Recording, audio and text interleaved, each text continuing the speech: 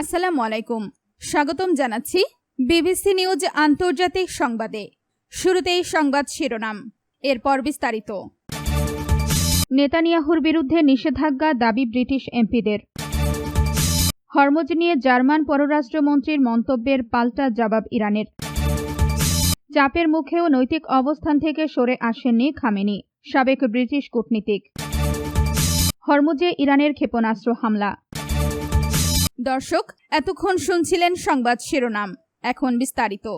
আপনি যদি ইসরায়েলের ধ্বংস চান এবং মুসলিমদের পাশে থাকেন, তাহলে ভিডিওতে লাইক করে চ্যানেলটি অবশ্যই সাবস্ক্রাইব করে দিবেন এবং আপনার মূল্যবান মতামত অবশ্যই কমেন্টে লিখে জানিয়ে দিবেন। নেতানিয়াহুর বিরুদ্ধে নিষেধাজ্ঞার দাবি ব্রিটিশ এমপিদের। ফিলিস্তিনি বেসামরিক নাগরিকদের ওপর ইসরায়েলের নির্যাতন ও মানবাধিকার লঙ্ঘনের অভিযোগে দেশটির প্রধানমন্ত্রী বেনিয়ামিন নেতানিয়াহু এবং দেশটির বিচারক বিষয়ক মন্ত্রীর ওপর নিষেধাজ্ঞার আহ্বান জানিয়েছেন কয়েকজন ব্রিটিশ এমপি। খবর মিডল ইস্ট আইয়ের। স্কাই নিউজের প্রতিবেদনে বলা হয়েছে, গত সপ্তাহে বিভিন্ন রাজনৈতিক দলের অন্তত ৭১ জন ব্রিটিশ এমপি ও লর্ডস সদস্য দেশটির পররাষ্ট্রমন্ত্রী ইয়েভেট কুপারকে লেখা একটি চিঠিতে এই দাবি জানান। চিঠিতে বলা হয়েছে, ফিলিস্তিনি বেসামরিক নাগরিকদের ওপর পদ্ধতিগত ও নথিভুক্ত নির্যাতনের দায় ইসরায়েল সরকারের, যার মধ্যে প্রধানমন্ত্রী নেতানিয়াহুও রয়েছেন। আপনি যদি ইসরায়েলের ধ্বংস চান এবং মুসলিমদের পাশে থাকেন, তাহলে ভিডিওতে লাইক করে চ্যানেলটি অবশ্যই সাবস্ক্রাইব করে দিবেন এবং আপনার মূল্যবান মতামত অবশ্যই কমেন্টে লিখে জানিয়ে দিবেন। হরমুজ নিয়ে জার্মান পররাষ্ট্রমন্ত্রীর মন্তব্যের পাল্টা জবাব ইরানের। হরমুজ প্রণালী নিয়ে জার্মানি পররাষ্ট্রমন্ত্রী জোহান ওয়াডেফুলের সাম্প্রতিক মন্তব্যের তীব্র সমালোচনা করেছে ইরান। দেশটির পররাষ্ট্র মন্ত্রণালয় অভিযোগ করেছে, তার বক্তব্য বাস্তবতার বিকৃতি এবং ইরানের বিরুদ্ধে যুক্তরাষ্ট্র ও ইসরায়েলের কথিত আগ্রাসনে বার্লিনের অবস্থানকে প্রকাশ করেছে।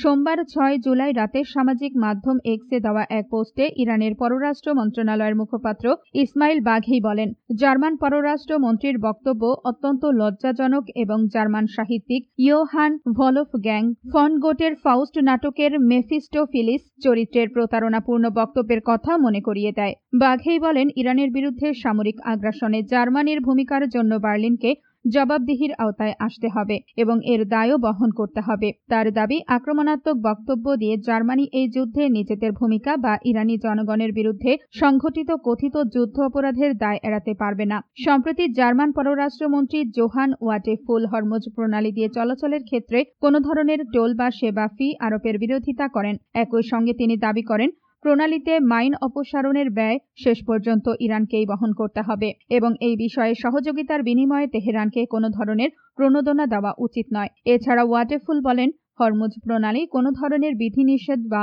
অর্থ আদায় ছাড়াই আন্তর্জাতিক নৌ চলাচলের জন্য উন্মুক্ত রাখা উচিত। ইরান এই মন্তব্যকে তাদের সার্বভৌম অধিকারে হস্তক্ষেপ হিসেবে দেখছে। ইরানের কর্মকর্তারা দাবি করেছেন, হরমুজ প্রণালীর ব্যবস্থাপনা সম্পূর্ণভাবে ইরানের সার্বভৌম দায়িত্বের অংশ।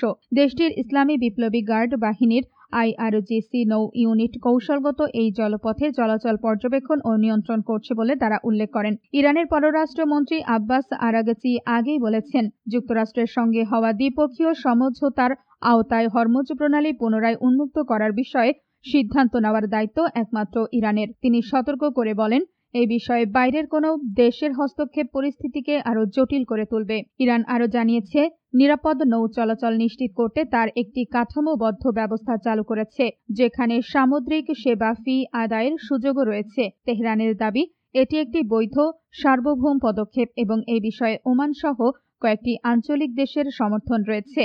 আপনি যদি ইসরায়েলের ধ্বংস চান এবং মুসলিমদের পাশে থাকেন, তাহলে ভিডিওতে লাইক করে চ্যানেলটি অবশ্যই সাবস্ক্রাইব করে দিবেন এবং আপনার মূল্যবান মতামত অবশ্যই কমেন্টে লিখে জানিয়ে দিবেন।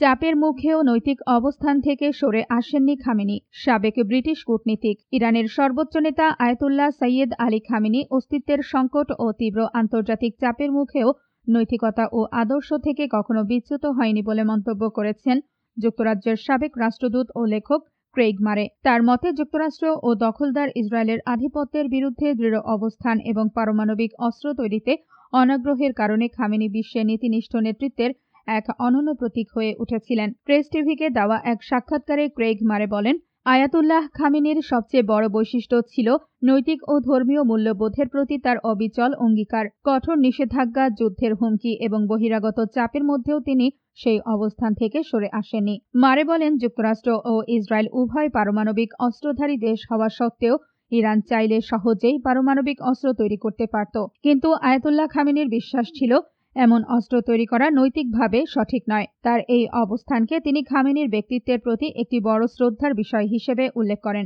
সাবেক এই কূটনীতিক আরও দাবি করেন, যুদ্ধের সময় ইরান কখনো স্কুল, হাসপাতাল বা সাংবাদিকদের লক্ষ্যবস্তু করেনি। তার মতে যুক্তরাষ্ট্র ও ইসরায়েলের আচরণের সঙ্গে এর পার্থক্য স্পষ্ট এবং এই ক্ষেত্রে খামেনির নৈতিক শিক্ষার প্রভাব গুরুত্বপূর্ণ। ক্রেগ মারে বলেন, যুক্তরাষ্ট্রের আধিপত্যবাদ এবং ইসরায়েলের নীতির বিরুদ্ধে প্রতিরোধের কেন্দ্র হিসেবে ইরান বিশ্বজুড়ে অনেক মানুষের কাছে গুরুত্বপূর্ণ হয়ে উঠেছে, বিশেষ করে ফিলিস্তিনিদের বিরুদ্ধে চলমান সহিংসতা এবং ইসরায়েলের সম্প্রসারণবাদী নীতির বিরোধিতায় ইরান, ইয়েমেন ও লেবাননের মিত্রদের ভূমিকার প্রশংসা করেন তিনি। আপনি যদি ইসরায়েলের ধ্বংস চান এবং মুসলিমদের পাশে থাকেন, তাহলে ভিডিওতে লাইক করে চ্যানেলটি অবশ্যই সাবস্ক্রাইব করে দিবেন এবং আপনার মূল্যবান মতামত অবশ্যই কমেন্টে লিখে জানিয়ে দিবেন। হরমুজে ইরানের ক্ষেপণাস্ত্র হামলা। হরমুজ প্রণালী দিয়ে চলাচলকারী দুটি বাণিজ্যিক জাহাজ লক্ষ্য করে ক্ষেপণাস্ত্র হামলার অভিযোগ উঠেছে ইরানের ইসলামী বিপ্লবী গার্ড IRGC এর বিরুদ্ধে। যুক্তরাষ্ট্রের দুই কর্মকর্তার বরাত দিয়ে এই তথ্য জানিয়েছে মার্কিন সংবাদ মাধ্যম অ্যাক্সিওস। প্রতিবেদন অনুযায়ী হামলায় দুটি জাহাজই উল্লেখযোগ্যভাবে ক্ষতিগ্রস্ত হলেও কোনো হতাহতের ঘটনা ঘটেনি। এদিকে যুক্তরাজ্যের সামুদ্রিক নিরাপত্তা সংস্থা UKMTO United kingdom maritime trade operations জানিয়েছে, মঙ্গলবার 7 জুলাই ভোরে ওমানের লিমাহ উপকূলের পূর্বে একটি তেলবাহী জাহাজ অজ্ঞাত একটি ক্ষেপণাস্ত্র বা প্রজেক্টাইল আঘাতে আগুনে পুড়ে যায়। সংস্থাটি জানায়, দক্ষিণমুখী জাহাজটি লিমাহ থেকে প্রায় 8 নটিক্যাল মাইল প্রায় 15 কিলোমিটার পূর্বে থাকাকালে এর বাম পাশে আঘাত লাগে। এতে আগুনের সূত্রপাত হলেও কোনো হতাহত বা পরিবেশগত ক্ষয়ক্ষতির খবর পাওয়া যায়নি। আপনি যদি ইসরায়েলের ধ্বংস চান এবং মুসলিমদের পাশে থাকেন, তাহলে ভিডিওতে লাইক করে চ্যানেলটি অবশ্যই সাবস্ক্রাইব করে দিবেন এবং আপনার মূল্যবান মতামত অবশ্যই কমেন্টে লিখে জানিয়ে দিবেন।